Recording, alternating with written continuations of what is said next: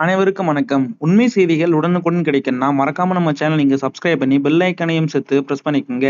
இந்த வீடியோவுக்கு ஒரு லைக் பண்ணிட்டு வீடியோவ தொடர்ந்து முழுமையா பாருங்க.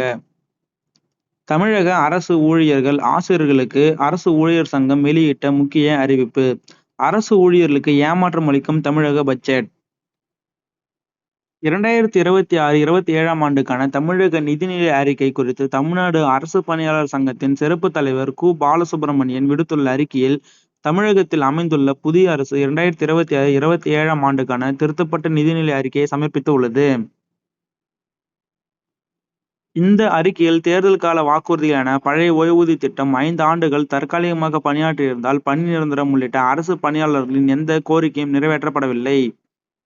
அதனால் அரசு பணியாளர்கள் ஏமாற்றம் அடைந்துள்ளனர். எனவே இந்த சட்டமன்ற கூட்டத்தொடரிலேயே இக்கோரிக்கைகள் குறித்து அறிவிப்புகள் வெளியிட வேண்டும்.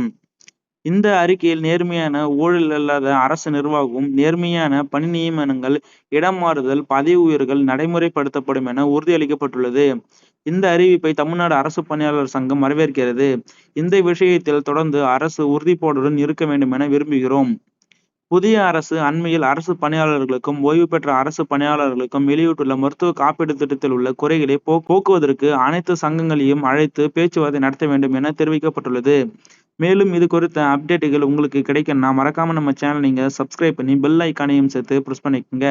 இந்த வீடியோவுக்கு ஒரு லைக் பண்ணிட்டு வீடியோவை உங்க நண்பர்களுக்கு ஷேர் பண்ணுங்க. நன்றி, வணக்கம்.